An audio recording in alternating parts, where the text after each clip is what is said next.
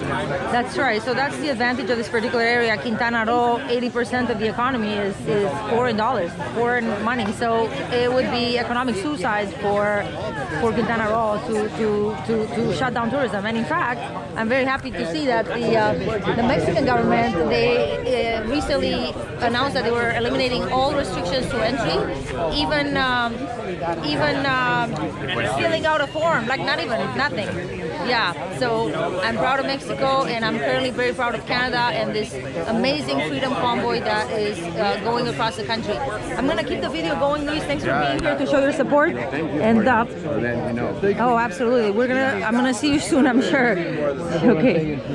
Okay, let's see who else we can talk to.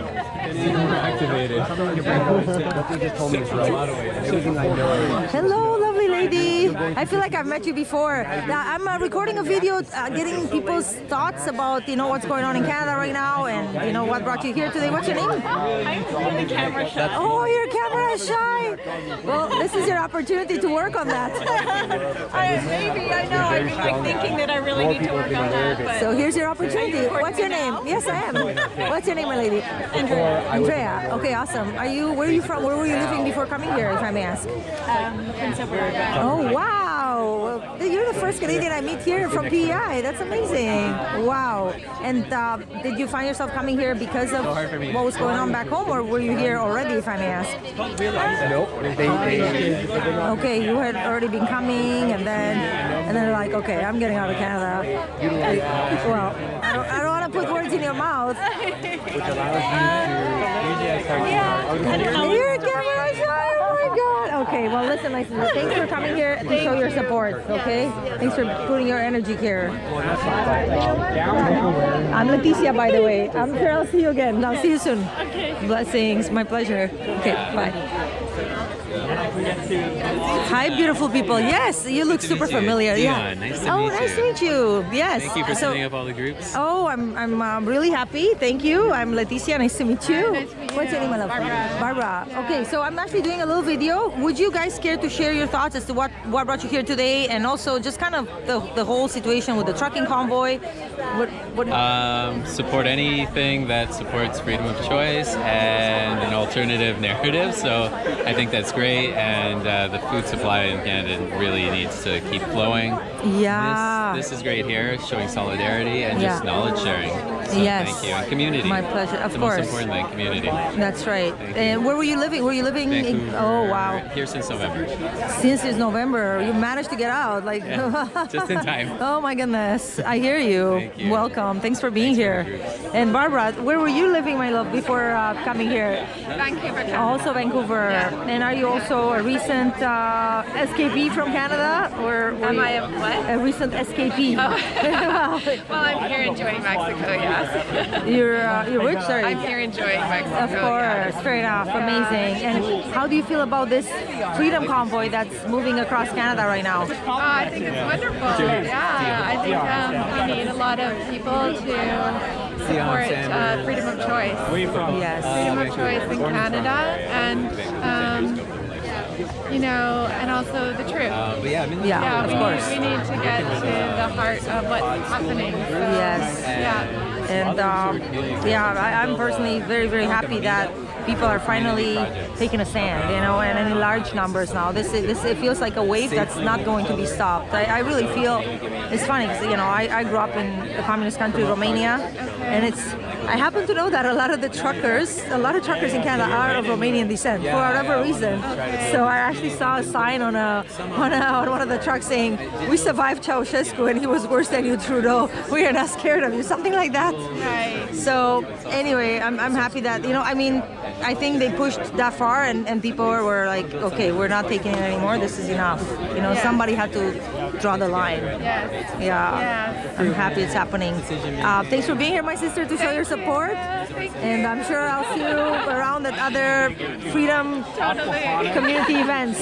We have a growing freedom community here in Playa, and we have social events. And anyway, I'm gonna maybe record a few more opinions. Thank you so much, and we'll see you soon. Hi, my sister. Hi. Do you, I've met you before. Yeah, you're. Yeah, with Kelly at Yeah, that's the right. Remind me of your name. Alyssa. Elisa. And you were living in Vancouver, I think, before. Victoria. Oh, Victoria. That's right. That's Very right. close to Yes. On Vancouver Island. Yeah. Vancouver Island. So how long have you been in Mexico now, Carmen? Only 3 weeks. Oh my goodness. Yeah. And were you just coming to check it out, or were you thinking like? No. I came to check it out in October. Oh, so I good. came down in October with my partner, and we met. That's when we met Kelly, actually. Yeah. And we just kind of wanted to assess like how we felt about Playa del Carmen and kind of get a feel for everything, and decided, okay, That's amazing. let's do it. That's amazing. So kind of. Were you also just fed up with what was happening back home, or? Oh yeah, I mean, I think, to be honest, I was fed up with what was going on with Canada before COVID happened. So- Okay. Wow. Yeah. Interesting. Yeah, and I mean, for me, this is not just about restoring Canada to the way that it was. This is about making space for creating an entirely new system.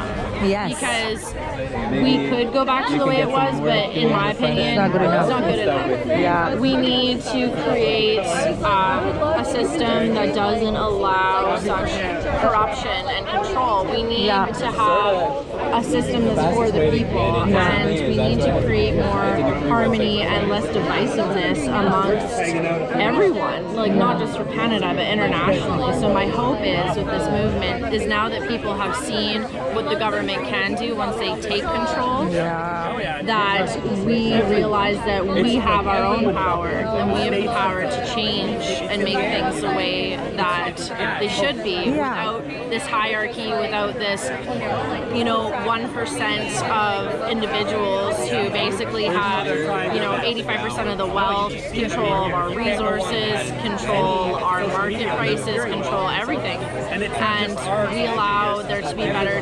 distribution amongst the people so that we can eradicate poverty, we can eradicate like sourcing issues, we can eradicate basically every problem that's been created by the government. Yeah. I think, a lot of the unhappiness that we witness has been orchestrated. I mean, has been orchestrated also through the media, because they know human psychology, and they've really used it against us, They have. Yeah, and we've allowed them to do so out of our literally good faith and naivete, and I'm saying a collective we, but I feel like more and more people are taking back their power now. They are. And Yes. it's beautiful to see. Yes. And the Freedom Convoy that's currently moving across Canada. Do you feel like that something's gonna shift there? I do, and the reason why I feel like this is different is because this is the first time that we've actually had leverage. Because before, with the protesting and like the peaceful protesting and the gatherings, it was great for raising awareness of numbers and for people to feel like inspired or to feel like motivated. But really, on a collective scale, it wasn't creating shift and change within the government because there was no leverage. Whereas with the convoy, because all of our resources are controlled through the truckers, they have a massive card that they can pull there that basically can bring the government to its knees. Wow. It does also impact the people, yes, but the people are willing to make that sacrifice to put the pressure on the government so that they feel like they maybe do not have a choice but to implement some changes. You make a good point. Yeah. Wow. So I think this is potentially like a pivotal turning point for us in being able to regain some control that was some power that was taken away from us. So I'm really, really hopeful that individuals stay strong in this, and that the collective protesting and the truckers that are in Ottawa, that it remains as peaceful as possible so that it can't, call in any external forces to break it up. Like, we just want to keep it peaceful, we want to keep it professional, and we want to just remain strong as civil disobedience is the phrase that I love. We need to remain within civil disobedience until there's enough pressure on the government that they hopefully feel there's no choice. And if not, then at least with the numbers, then we just can all stand up and say no. We can say no to the passports, we can say no to all of the mandates, collectively we have the power to do that. If every business reopened at full capacity and just said no, they wouldn't have the ability to patrol it. They wouldn't have the ability to enforce the They don't have mandates enough on it. manpower. Exactly, they don't. So that's, my fingers are crossed. I'm very Amazing. hopeful, and I love that the movement's spreading to Australia has now picked up momentum again, and the United States are really in support of us. So this is a ripple effect internationally, and I really hope that globally we see this as a turning point. So Canada's leading the way. It's really exciting. It really makes me feel proud for the first time in a long time. Yeah, absolutely. Yeah. Well, there were a few beacons of hope. Like, there are people like Chris Sky, Vladislav Sobolev, people that have been there. Even people like myself in the early stages, that we've been speaking out and taking a stand. But this is bigger. That this is really bigger than any one individual, because there are many individuals coming together, millions at this point. Yeah. And that's the power of the people. And finally, people have realized, we have the power. We're not going to take it anymore. It makes me very happy to see. And thank you for your insights. I think you make a good point with the idea of the leverage. It is a bit scary because, of course, my concern is that the supply chain may be impacted.